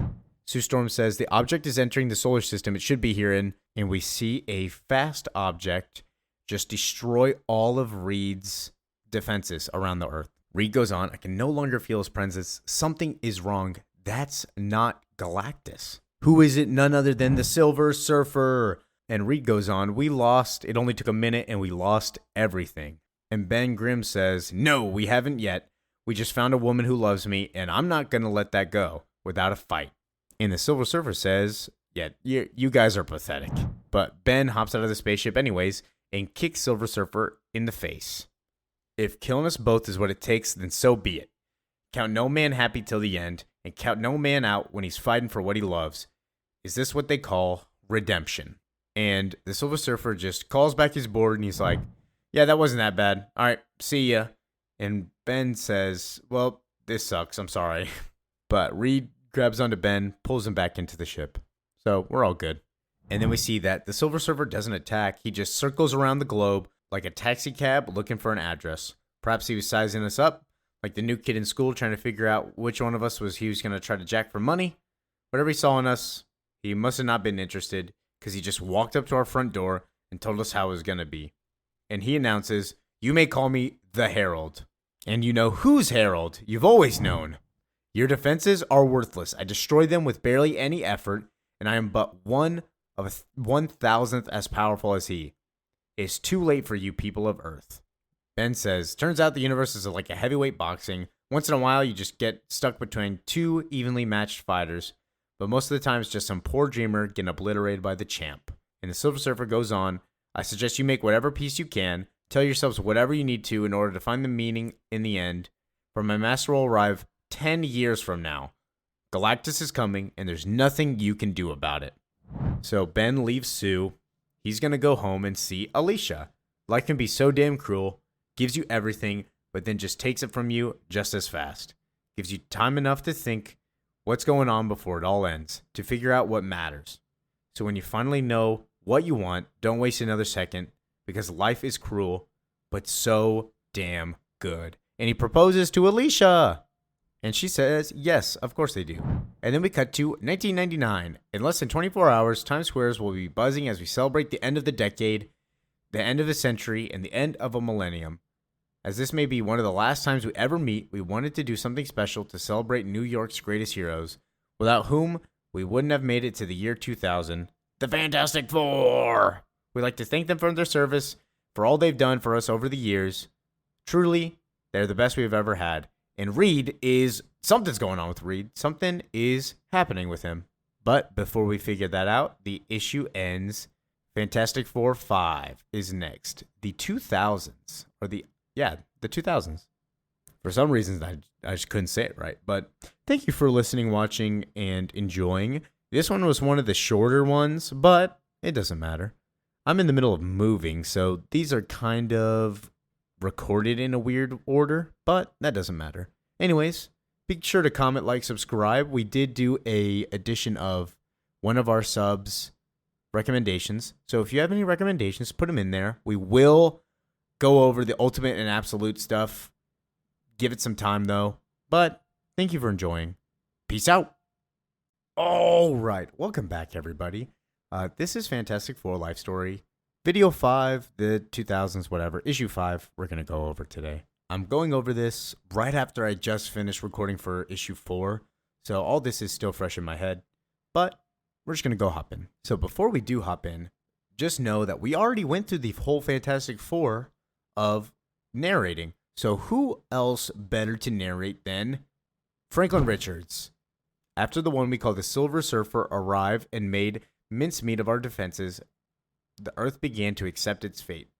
We like to imagine that a common threat would unite the world, bring us all together. And maybe for a while it did, but as usual, the feeling that the challenge was too big, the consequences were too horrible to contemplate, united us only in inaction.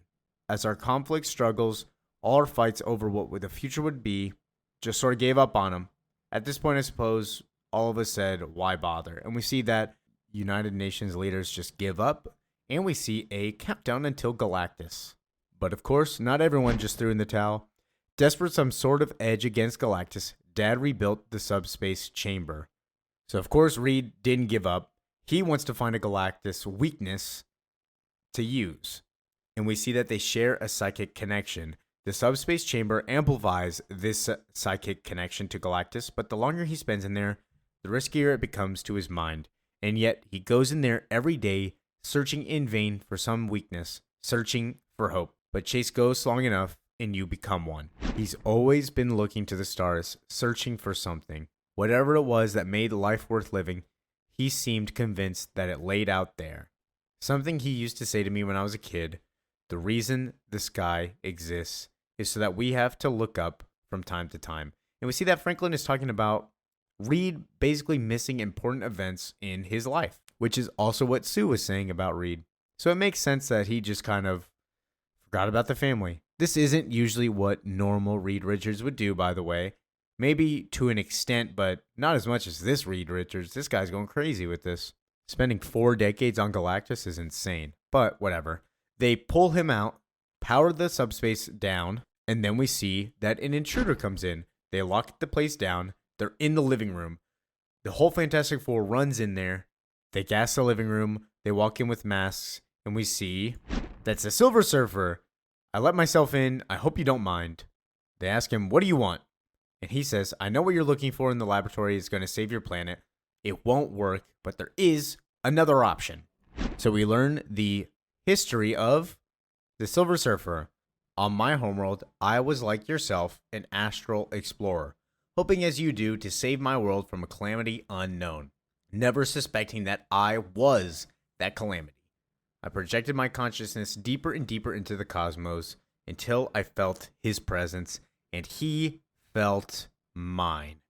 It was my connection to Galactus that brought him to Zen-en-La, and in my desperation, I hoped our connection would be the thing that saved it. And we see that Galactus is destroying another world, but he does feel Norrin Radd. Norrin Radd being the Silver Surfer, that's his real name. But going into it, I made him an offer to place our psychic connection in his service. As an astronomer who devoted his life to mapping the galaxy, I knew of millions of worlds to which I could guide him. For the price of sparing one, he agreed. That I might better serve him, he endowed me with the power cosmic, a greater force in the universe you will not find. And even though he gave me a drop of his power, no other mortal could dream of it. I had saved everyone I had ever known and loved, and I became a butcher of billions. That was several millennia ago. I'm old, to put it plainly. I am dying. And then Franklin shows up and he's like, yo, what's going on? Is everything okay? And they're like, yeah, everything is good. And Silver Surfer keeps going. Galactus is coming to Earth, not to devour it, but Reed, he's going to make you the same offer that he made me. It has been so long since he has felt such a connection, since he has found one worthy of wielding the power cosmic, of serving him. He will spare the Earth, but only if you agree to become his herald. And so Ben poses the question, that's cool, but like, why didn't you just take him to some uninhabited planets? And he replies, the power cosmic is fueled by the concentrated energy of the universe. And of all the forces of the universe, there's none more concentrated than the power of consciousness. Nothing beckons more destruction than the awareness that you are being destroyed. But as herald, you are not powerless. While I've condemned many worlds to extinction by choosing where to lead my master, I also have saved countless irreplaceable civilizations from destruction. It is this power that I now offer to you, Reed Richards. And Reed responds, if there's one lesson that this planet should have mastered by now, It is that you do not defeat a god by becoming one. You do not change power, it changes you. The answer is no. I will not take your powers, Norn Rad. Norn says, cool. We'll see how you like it when everybody you loved is dead. So I'll see you in 4 years. Hopefully you change your mind by then. And he just dips. And Sue says, thank you for not taking that offer, Reed. I love you now. So picking up in Wakanda, Ben and Franklin go. And Franklin goes on, they still think of me as a kid, which, I mean, they feel like they need to lie to me. After Uncle Johnny died, they took even more pains to protect me. But when there comes a point where you cannot allow yourself to be treated as a kid anymore, and we see that Franklin is an adult male. I mean, this dude is already married, and he's got like 2 kids. They're not babies. They're like maybe 8 or 9. They look like 10. These guys are more grown than you would think for being called a kid, but I guess that's just how parents see their children, as always as kids.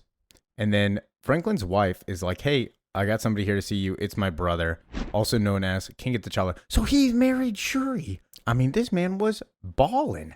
He got the princess of Wakanda as his wife. Oh, what are we doing? How, that makes you think like, oh, what's he pulling?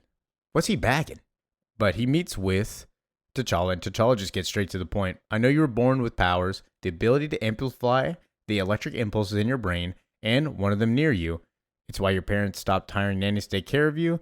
It's why you spent decades suppressing your powers, because they didn't want an altered genes to derail your life the way that theirs had. And then T'Challa continues, if they'd done everything differently, you'd be damaged in other ways. Just don't think about it. Parenthood is more or less just choosing how you're going to screw up your kids. But T'Challa gives Franklin, Reed, gives Franklin a gift. It's a vibrating headband to help control his powers, to give them focus. So basically we learn that he's got powers. His parents were like, hey, don't use your powers. We don't want you to end up like us. So that's about it. He doesn't really use his powers. It doesn't seem like he has manipulating powers like he does in the main Marvel universe. He's just got like some psychic stuff. But we pick up with Silver Surfer at Doom's Castle at the capital of Latveria. So Silver Surfer goes on, a planet is but a faint echo of the power cosmic. You could harness all the power on Earth. It would not even be enough to slow his hand. Galactus is still going to come. Doom replies, I know. His power cannot be matched. He's the greatest hunter in the universe, but the life of a hunter is precarious, especially for those who devour planets at a greater rate than the universe provides them. As long as we learned on this planet, what we gain from hunting pales in comparison to what you get from conquest. And Norn Rad says, okay, I'm listening. Like, what are you thinking of? And Doom says, tell Galactus about me. Tell him that I will kneel before him and I'll help him harvest a bunch of people. I'll make big camps, big breeding camps that he can have 500 million people every year. Is that not good enough for Galactus? And the Silver Surfer responds, what the fuck? I've never heard of anything like this before in all my years going to planets, so cool. I'll keep that in mind. And Doom says, yeah, I'm not Reed Richards. He thought that if he had AI, he could stop Galactus. We would have done that by now if it was right. And we see the Mad Thinker making the Doom bots. He's making the Doom bots. He's under control making Doom bots. That's awesome. Doom bots are going to come back. So we keep up with the rest of the world. They're all just preparing for Galactus to come and just kill them all. Hammer Industries made cryo coffins for space. And you can bring your pets now. So everybody pretty much just gave up. Everybody just accepts that Galactus is going to come and just kill him. But we see that the Fantastic Four, at least Reed, is still trying. He's in the lab again from the previous issues. It starts going off medical alert. But basically this time, Sue's like, you need to quit it. We have 2 years left. Let's just spend living it. Just give up. And Reed's like, you're right, because I don't want to lose you again. So I wouldn't say he gives up, but he mostly just stops trying. Franklin says that they got back together, and we see all of them at a bar, the Runaway, where this is Ben's favorite bar that we've seen in all of the issues so far. And we see Franklin go on, I don't think I ever saw Dad as at peace with the world as when he gave up trying to save it. Sometimes you don't realize how heavy a burden is until you put it down. In the months running up to Galactus Day, the whole world seemed to exist in suspended animation. If it had continued forever like this, one might have called it heaven. And we see that the Runaway is actually shut down. And then we see the Fantastic Four leaving the bar. And Franklin and his wife are just noticing Reed and Sue just kicking it off, talking about Billy Joel, this random person they saw, Piano Man. And Franklin says, there's a point at which we sacrifice so much of ourselves that we forget who we really are.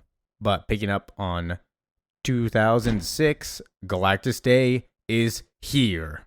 So we see they announce, the day we've been dreaded is finally upon us. Observatories have confirmed that a large metallic object has come from orbit to Earth. Tell your loved ones or whoever you have around you that they mean so much. We'd like to thank everyone who's helped the human race survive to this point, even though all of your records and memories and accomplishment is about to be forever destroyed. I hope you know how much it mattered. Goodbye, everyone. And then Franklin goes on, in the months leading up to Galactus Day, we moved to New York to be closer to Mom and Dad, so we could all be together when it happened. And we see everybody just staring at the sky. The sky changed a little bit. Franklin continues on, so that we could be ready. But how do you prepare for the inconceivable? And now that it's right here, we couldn't believe it. We'd known for decades that this day was coming. And Silver Surfer shows up and he's like, yo, hour of destruction's upon you. I gotta go, but before I go, this is my last chance. You gotta accept this offer. You can save this world, but you'll kill a bunch of others. And then Reed says, yeah, I'll do it. I'll pick it up. Tell Galactus I'll be his herald. I don't care. Which total switch up, by the way. Just really pranked everybody. Said last 2 years we should chill out because I'm just gonna be the herald. And so while leaving, Reed says, Franklin, all your life we thwarted your potential. We shuttled you back and forth. We sent you away in hopes that others could control your powers when we could not. I feel at least I owe you a life. I can't turn my back on my children, my grandchildren, but I got to do this so that you guys survive. And Norrin Radd says, cool, I'm going to tell my master that you will come up. And Reed responds, hey, can you just give me the rest of the day of my family? Silver Surfer's cool with that, so I don't know how that works, but yep. Now we cut to Galactus and Norrin Radd talking. We don't actually get to see Reed spend the day with his family, but Norrin Radd says, they're approaching. And Galactus says, that's cool. After a millennia serving with me, I'm going to give you one final gift. You are dead. Cool. It's the end. For you, Norrin Radd. So Norrin Radd just flies off into space dead, thinking about his wife. But man, croak-boated. Really folded. But we see the spaceship pop up. You are on time, I see. An auspicious beginning to your new life as my herald. The closer you draw, the stronger our connection becomes. Master and servant, our minds joined forever. Shed of the hollow shell of your mortal weakness and prepare to accept the power cosmic. I can feel your mind. We are now as one. Your service begins now as my... Who are you? Hey, it's me, Franklin. Switcheroo. And Franklin says, my dad couldn't make it. He's got a planet to save. And we see Reed turn on the energy to maximum. Subspace chamber override protocols. They overload the system. And they overload Reed. And Galactus is like, I can feel... What is the purpose of this attack? I don't understand.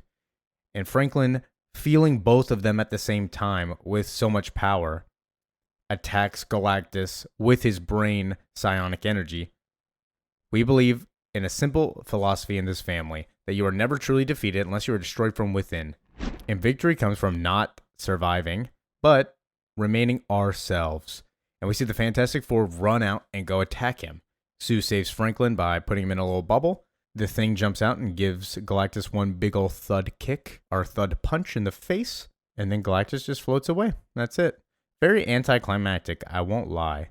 But, continuing on, 2009 now, the power overload in the subspace chamber left my father in a permanent vegetative state.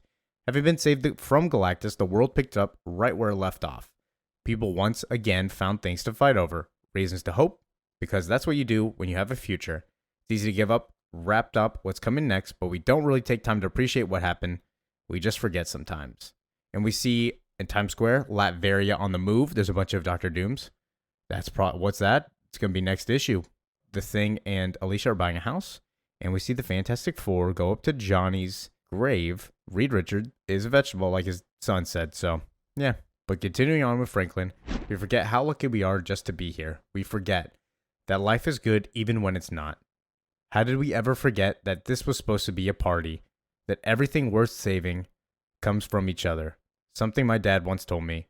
The sky exists so that we have no choice but to look up once in a while. Sometimes all we need is a reminder. And that's the end of issue 5. Now we're going to go to issue 6, the 2010s. That cover is a sad sack of Fantastic Four. I mean, geez, just put the team down at that point like a dead dog. But anyways, it's titled Latveria. So gonna get into the last villain of the Fantastic Four. Who could that be? Not Doctor Doom. Just kidding. Yeah, it is Doctor Doom. Thank you for listening, however you enjoy this media. We'll see you next time. Peace out. All right. Welcome back. So at the time of this recording, I moved into a new house. Jeez, man, that sucked. Moving is terrible. I don't know how I did this. I broke both of my monitors somehow. So I had to replace both my monitors. I'm recording this one still on one of the broken monitors. Like it's half broken, but I can still read everything and type on it. So one of them is just completely shot. This one works terrible. So they're getting replaced as I'm doing this. But I decided that I can do it. It's just, oh my gosh, it sucks. So going into it, hi, welcome to Life Story Issue 6, end of the road. Be sure to comment, like, subscribe. We will start doing like fan suggestions, and I decided that we are going to do Ultimate and Absolute Universe stuff. It was recommended by a bunch of people in the comments and also by some friends, so gonna have to start doing that.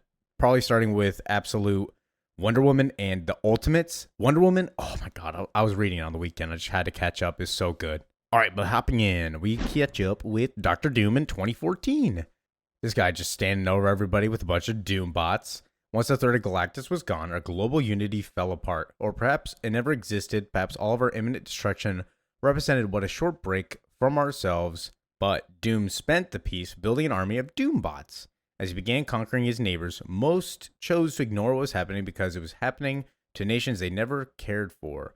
Because the truth is, people never really wanted to rally to a common threat, so they just all hate each other. At the end of the day, no crisis is so great that we change who we are. And we see that is the 15th anniversary of the Fantastic Four. And we see that the Fantastic Four went into retirement like other heroes, like Steve Rogers.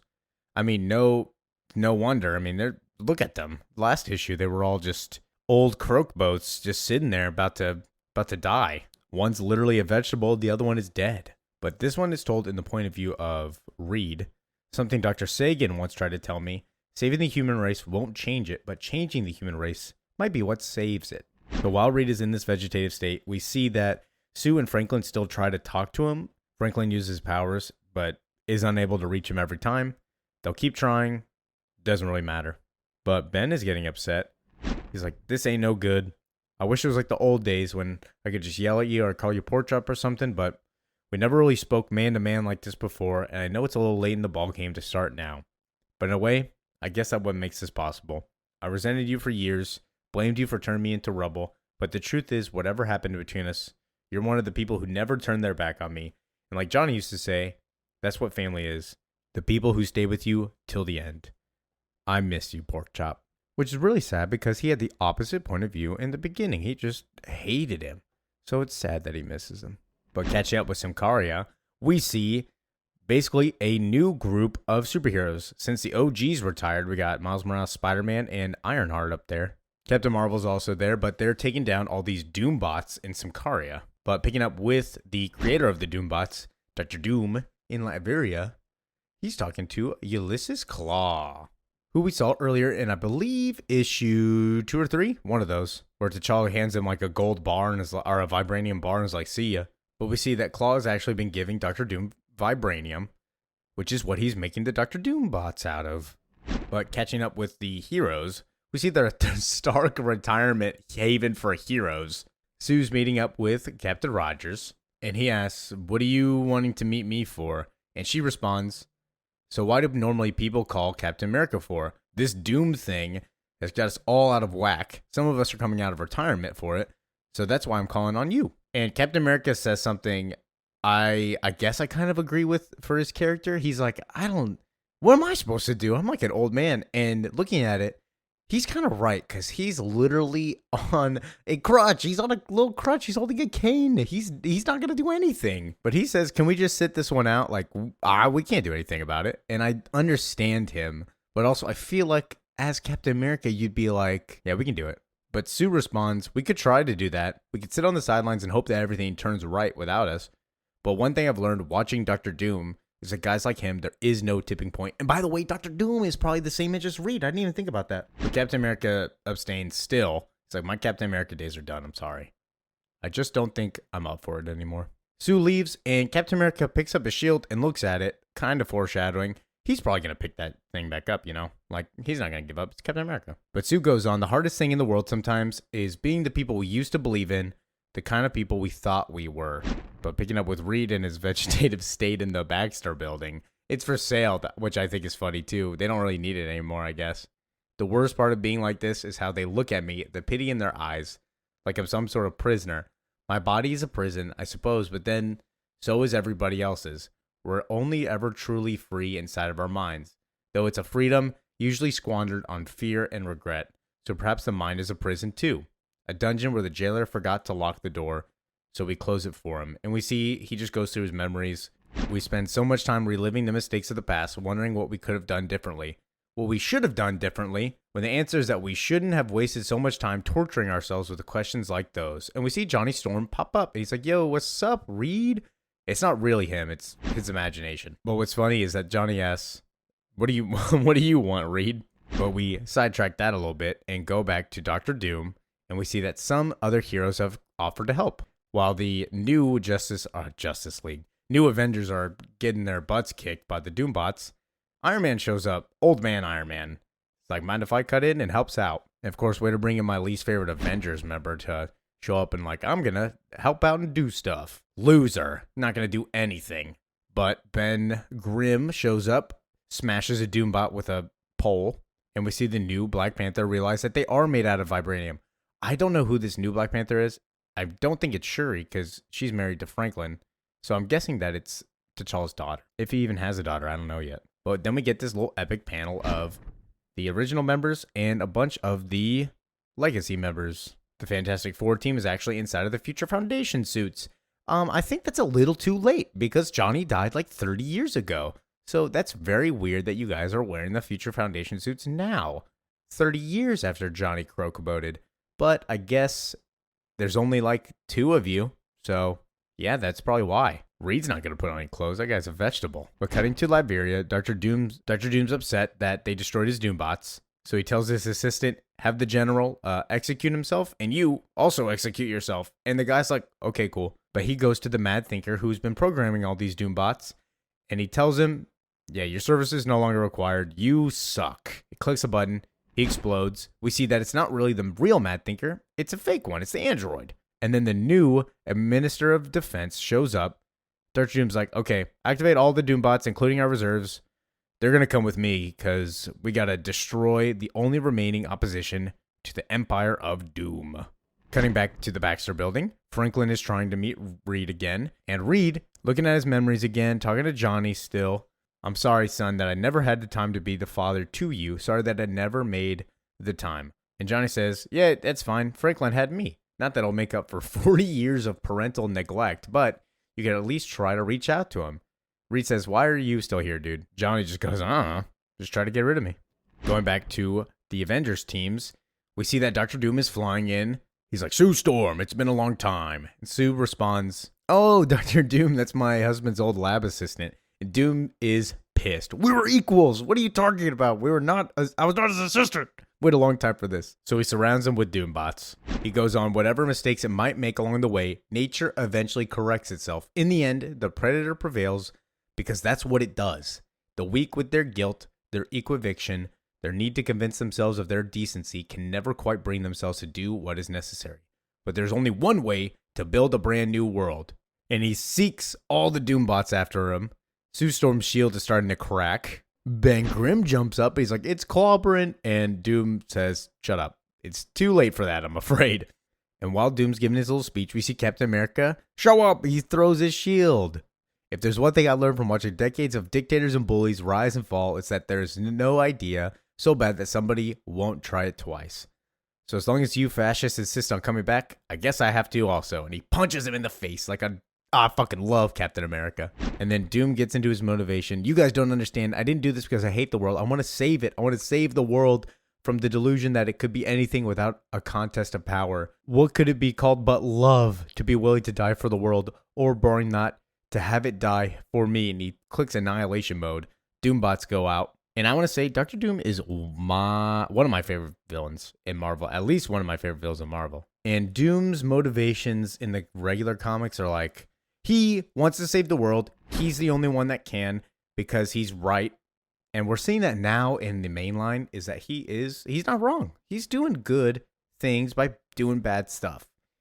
The ends justify the means, in his opinion. And you kind of see that.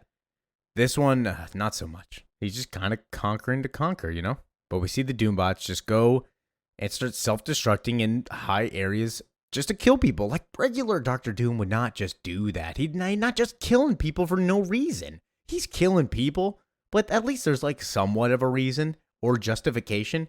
He's just sending Doombots because he lost, and he's just sending them to high-populated areas to just murder people. So that's my only problem with this. But we see Franklin sitting on the building, and then a Doombot comes up, and the Mad Thinker jumps out. And he's like, "There's no time!" And he says, "The only person that can stop the world is your father. We gotta go." The Mad Thinker shows up to Reed. "Dr. Richards, if you're in there, we need you now." But Reed's still talking to Johnny in his head, and Johnny informs him that somebody's calling him. And Mad Thinker informs him, "The android copy of me, which you destroyed, was programmed to take over as a Mad Thinker so no one would come looking for me. But I embedded its programming to shutdown code to give it all controlling all over my robotics. If you downloaded the android's data, then you have the code. We need it to disable the Doombots." And Johnny says, "You should probably talk to him. I know you're not trying hard enough because you're not doing it." Reed's all pissed. And he's like, "What does that mean?" And Johnny says, "I'm still your imagination. What do you think? If I had to guess, I'd probably take it as an allusion to your neglect of Sue, how you drove her into the arms of another man, or how your son grew up thinking he was this family's shameful secret. So are you going to try to talk to the Mad Thinker?" And Reed says, "It's not that simple. The shutdown code's not here." And the imagination Johnny says, "Well, I guess you did your best. Let Sue and everybody die." And Reed says, "Damn it." And he reaches his arm, finds the android head of old Reed Richards, and gives it to the Mad Thinker. This is the only time he moves, by the way. And the AI Reed turns on. And we see Reed say, "We pass the baton of our failures to the next generation in the hopes that they will be the salvation we never were. And we found not a moment too soon. But in the end, time makes a mockery of us all." So the AI Reed finds the shutdown codes with Mad Thinker's help. And we see one of the Doombots actually about to explode. But shutdown sequence is complete. Everybody's stopped. Everybody's saved. We're all good. Everybody's happy. Dr. Doom was stopped. Everybody's all saved. Everybody's happy. Now we go back to 2017. We see the Baxter building got sold. Everybody's moving out. And we see that they actually pick up the Reed AI face again. And Sue's about to throw it away. And it turns on, hearing Sue Storm's voice. It goes, "Sue, it's me. It's Reed." Before I went to the subspace cube to battle Galactus, I downloaded as many of my thoughts and memories as possible into this head's database, knowing that I would not be around to say what I'm about to say to you. I'm sorry for all the time I wasted, my love. All the time that we could have had together, but I didn't because I was too busy looking at the stars when all that really mattered to me was down here with you. Franklin, my greatest joy in life was watching you grow into the man you became. My greatest regret was that I watched it from afar. I've always wanted to tell you that I love you a million times, but I didn't. Not because it didn't matter, but because it mattered so much. It took away the courage I was always too stupid to spare. Ben, I took everything from you, but in exchange, you were the most loyal friend I have ever had. I know I could trust you with my life, and did every day. I know I don't deserve a friend like you, and yet I can't imagine what my life would have been without you. I wish I had more time. Then the AI powers down, and we pick up in 2018 when they're at their retirement home, and Reed goes on, "In reality, there's no such thing as a hero. We're not warriors who stand against the world alone, but the sum of everyone who's loved us. Time, like all units of measurement, exists only in our minds, but they don't really make it less real. Time is simply how we sense of the universe and how it makes sense of us. In the end, time destroys us all, and yet leaves us so much greater." And we see that Sue gives her a little kiss, or him a little kiss. "You did all right, Mr. Fantastic." But that is the end of the story. Yeah, that was a nice little tidbit. Life Story issue 6 over. That was all of Life Story. So I'll probably do a big mega comp for this one. Sorry that I've rushed through these last couple. It's just been a lot of stuff and a lot of life, a lot of moving. So hopefully the Fantastic Four movie is good. At the time of recording this, it's July 14th. Superman was amazing, by the way. Fucking loved it. If you just go watch it, I won't even say anything about it. Just go watch it. We're living in an era where it's not bad to just love everybody and help out anybody. Doesn't matter who you are, what you're doing, just help out somebody. Just give some love around the world. But thank you for listening, reading, or not reading, listening, watching, however you choose to enjoy. That was it. Next, we'll be hopping into something else. I don't know. But peace out.